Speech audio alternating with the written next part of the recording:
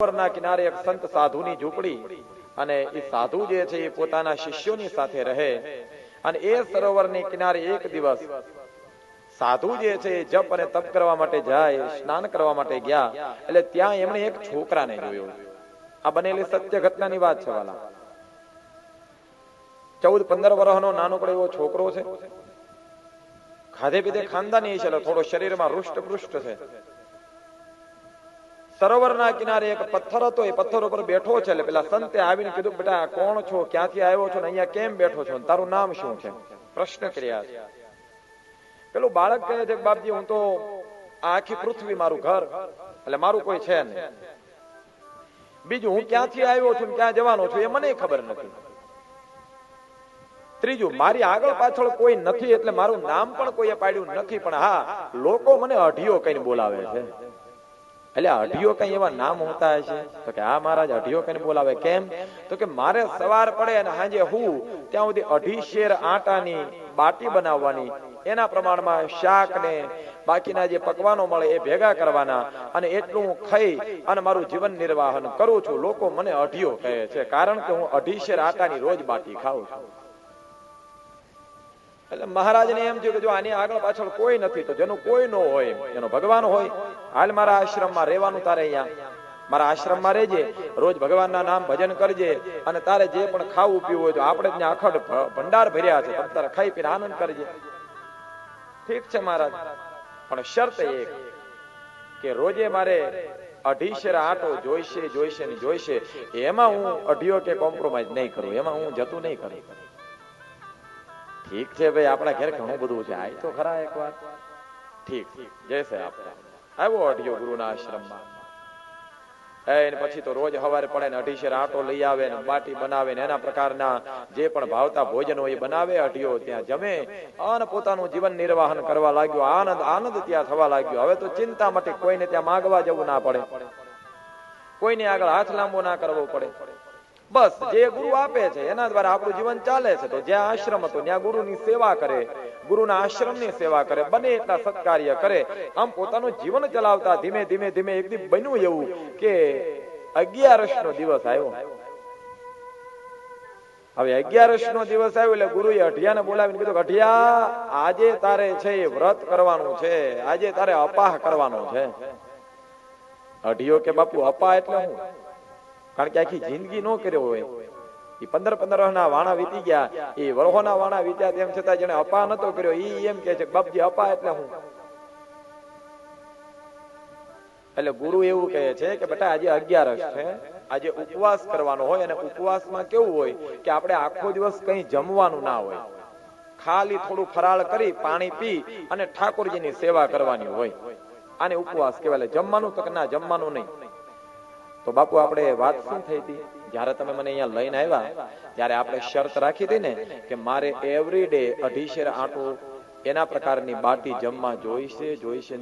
આ તમે 11નું ઊભું ક્યાં જ કર્યું? આપણે તો એવી કોઈ વાત થઈ જ નથી કે 11 રહેવાની. તો આ તમે ક્યાંથી ઊભું કર્યું? અરે ભાઈ, પણ 15 દીમાં એકવાર ભૂખ્યો રે તારું જાય હું? અઢિયો કે બાપજી 15 દી ની ક્યાં કરું, 5 મિનિટે ભૂખ્યો ના રહું, તમે 15 દિવસની કરો છો. એ વાતમાં દમ નહીં. તો એક કામ કરો બાપુ, તમે ભલા તમારી મટકી ભલે, તમારું આ ઝૂંપડું ભલું, તમારું ઘર ભલું, તમારું તેરા તુજકો અર્પણ, ક્યાં લાગે મેરા. હું તો આ હાલ્યો. બાવડું ચાલે ને બેહાર્યો કે સાંભળતો ખરો, સાંભળતો ખરો. અરે બાપુ ના ચાલે, એમાં જે જોઈએ એ જોઈએ. સાંભળ અઢિયા, જો તું અહીંયા જમવાનું બનાવે ને તો અહીંયા આપણા આશ્રમમાં આપણા તારા જે બીજા મિત્રો રહ્યા, મારા શિષ્યો રહ્યા, એનો જીવ એમાં જાય અને એનું તપ તૂટી જાય. પણ બાપુ હું એમ ક્યાં કહું છું કે મને અહીંયા જ બનાવવા જો, હું બહાર બનાવી લઈશ મારી રીતના. ઠીક છે, ચાલ તો વાંધો નહીં. 11નો દિવસ આવ્યો. એ દિવસે અઢિયાએ હઠ પકડી, 11 હું આજે ન કરું ને કાલે ન કરું. 2.5 શેર ગુરુએ એને આંટો આપ્યો. એ પ્રકારમાં મરી મસાલા ને સબ્જી બનાવવા માટેની સામગ્રી આપી, એક કોથળામાં ભરીને આપી અને હારે એક ખંભે નાખી દીધું, ફાળ્યું. અને ગુરુએ કીધું તો હાલે જા, જઈને બહાર જમી લેજે. પણ સાંભળ અઢિયા, તું બહાર જઈને જમજે ખરો, પણ મારા ઠાકરને જમાડ્યા વગર જમતો નહીં. અઢિયો કે તમારો ઠાકર કોણ? તમે એમ કહો છો કે એને જમાડીને જમજે એટલે વળી પાછા એ જમવા આવવાના છે? એ નક્કી કરો તો પાછું એનું અલગ લેતો જાવ સીધું. ગુરુ કહે છે કે અઢિયા ઠાકર આવે નહીં, ખાલી એને યાદ કરવાના હોય. ઠીક છે બાપુ, જેમ તમે કહો એમ. અને આવ્યો સાહેબ અઢિયો, સરોવરના કિનારે પધારે છે, 3 પાણાનો મંગાળો કર્યો છે, એની ઉપર તાવડી મૂકી, 2.5 શેર આટાની બાટી બનાવીને રોટલી બનાવી, મરી મસાલા ભેગા કર્યા અને સબ્જી બનાવી, જુદા જુદા પકવાનો તૈયાર કર્યા અને બરોબર પોતાના એક ઝાડવાના નીચે બેહી અને જમવાની પૂર્વ તૈયારી કરે. ત્યાં ગુરુના વેણ યાદ આવ્યા કે મારા ગુરુએ એમ કીધું હતું કે ઠાકરને જમાડ્યા વગર જમતો નહીં. અને ઓલી પછેડી હતી માથે પલાળને ઢાંકી અને અઢિયાના મોઢામાંથી શબ્દ નીકળ્યા ગયા, હે મારા ગુરુજીના ઠાકર. એને ઠાકરને કાંઈ લેવા દેવા નતા, પણ એ 14-15 વર્ષના છોકરાના મોઢામાંથી વેણ નીકળ્યા ગયા, હે મારા ગુરુ જમવા પધારો, જમવા જમવા કહે છે તરે ભાવા માંગાવ્યા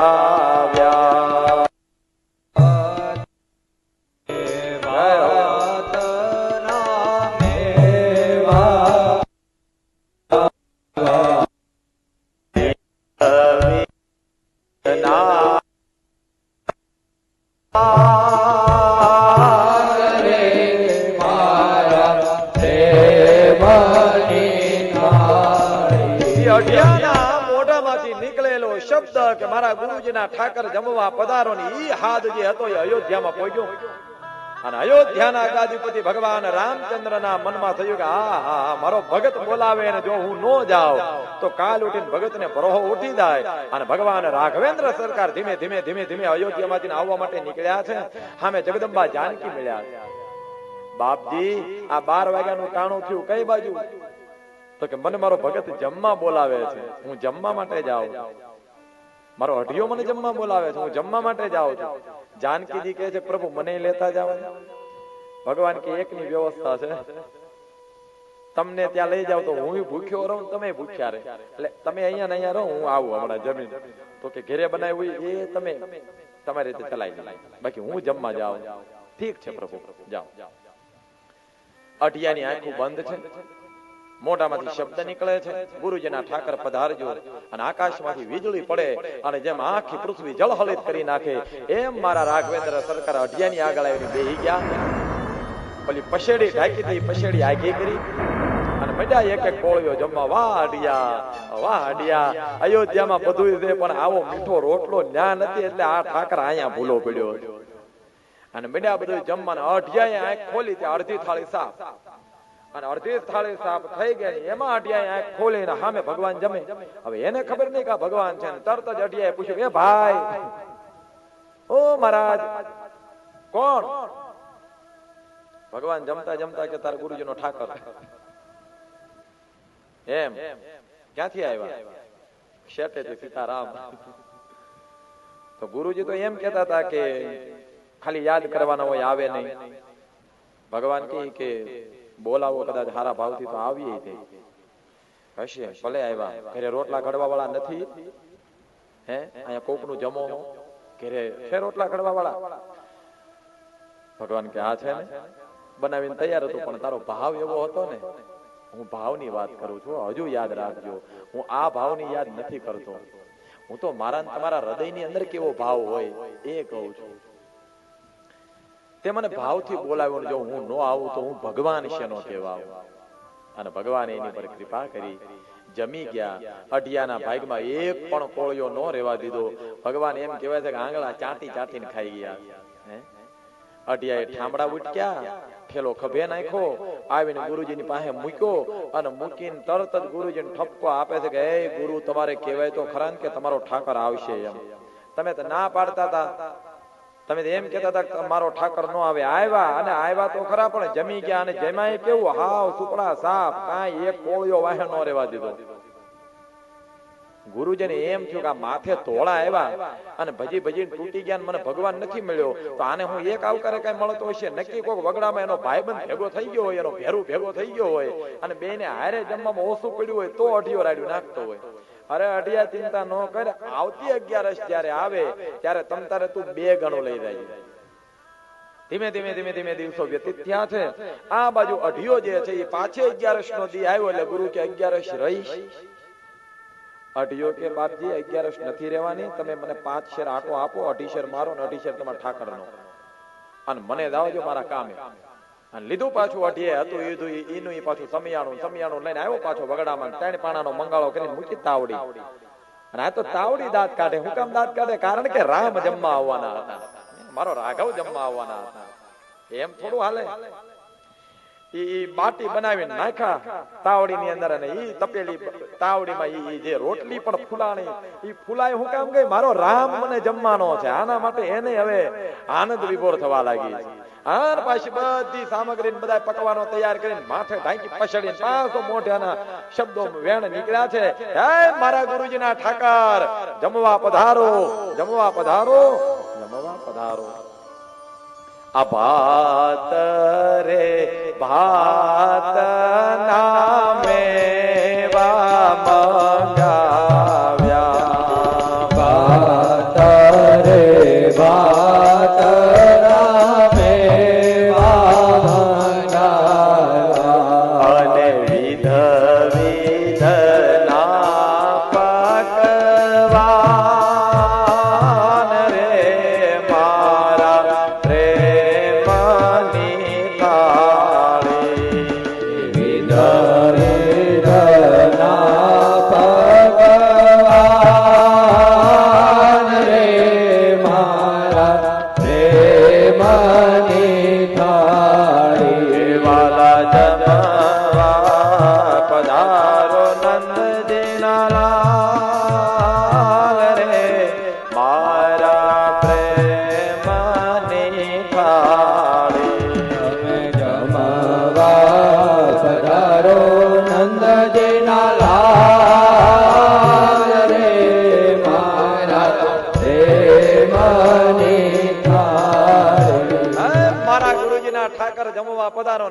મારા ઠાકર ઉભા છે. બાપ એ અયોધ્યામાંથી ધીમે ધીમે ધીમે ધીમે ડગલા માંડતા માંડતા રામ નીકળ્યા, પાછા જાનકી હામાં મળ્યા.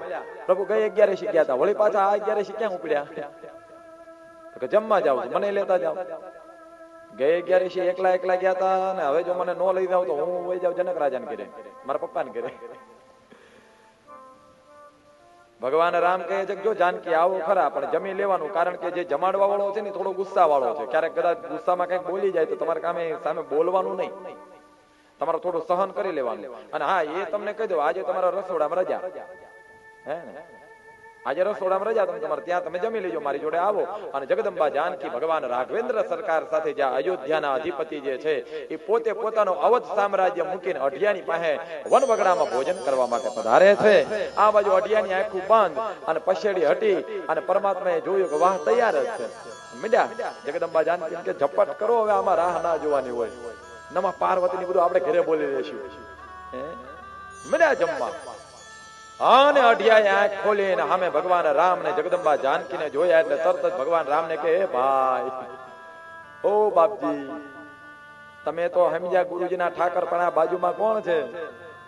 તો ભગવાન કે મારા ધર્મપત્ની છે. એમ નામ જાનકી, જગદંબા સીતા. અચ્છા, રસોઈ બનાવતા આવડે છે અમને? સીતાજી કે આવડે તેને, તો પણ ઘરે ખાતા હો તો ભગત નો ઠપકો ભગવાન સહન કરે હો. હા, તો પણ ઘરે બનાવી ભાઈ જમવા દે ને. હવે આવી ગયા છો તો પછી જાકારો દે, મને અતિથિ દેવો ભવ એમ સમજીને જમાડી લે, કઈ વાંધો નહીં, જમો. અને એ જે મીઠા ભોજન હતા એ ભગવાન જગદંબા જાનકી જમી ગયા. વળી પાછી અઢિયાની 11 થઈ ગઈ પૂરી. એક કોળિયો જમવાનો મળ્યો, પરાયણનો અપા થયો. આ બાજુ અઢિયો પાછો ઠામડા વિસળ્યા, અને વળી પાછો ખંભે ઠેલો નાખીને આવીને મૂક્યો એની પાસે. અને ગુરુને પગમાં પડીને કહે છે કે હે ગુરુ, તમારે કહેવાય તો ખરા કે તમારો ઠાકર પાણેલો છે એમ. હે, તમને એટલી ખબર ન પડે કે હું એને કહી દઉં? શું બોલે છો ભાઈ? અરે તમારા ઠાકર આવ્યા, પણ આ વખતે તેના ધર્મપત્ની હારે આવ્યા હતા, ઠકરાણાને હારે લઈને આવ્યા હતા. ગુરુના મનમાં થયું કે આ કોઈ બને નહીં. પણ હવે ખબર નહીં, અઢિયાને કઈ વનવગડામાં ઓછું પડતું હોય કે ભગવાન જાણે. અરે અઢિયા ચિંતા ન કરે, હવે આવતી વખતે 7.5 છે. કારણ કે બે ઠાકરા ઠકરાણા ઈ અને અઢી મારા માટેનું હું લઈને જઈશ, કઈ વાંધો નહીં બેટા લઈ જાજે. પાછા ધીમે ધીમે ધીમે ધીમે દી વ્યતીત થયા. આ બાજુ પાછું 11 નું ટાણું આવ્યું. 7.5 શેર આંટો લીધો. એના પ્રકારના મરી મસાલા વ્યંજનો સૌ કોઈ વસ્તુ તૈયાર કરી અઢીઓ પાછો વનવગડામાં આવ્યો ને વગડામાં આવી અને બરાબર તાવડી મૂકીને પાછી રસોઈ તૈયાર કરી અને અઢિયાના મોઢામાંથી શબ્દ નીકળ્યા છે, હે મારા ગુરુજીના ઠાકર, જમવા પધારો, જમવા પધારો, જમવા પધારો. વાલાને નોતરું દીધું રે ગોપી ગાંડી ખેલી થઈ. વાલાને નોતરું દીધું રે ગોપી ગાંડી ખેલી થઈ. ગાંડી ખેલી થઈને હું તો ભાન ભૂલી ગઈ. ગાંડી ખેલી થઈને હું તો ભાન ભૂલી ગઈ. વાલાને નોતરું દીધું રે ગોપી ગાંડી ખેલી થઈ. વાલાને નોતરું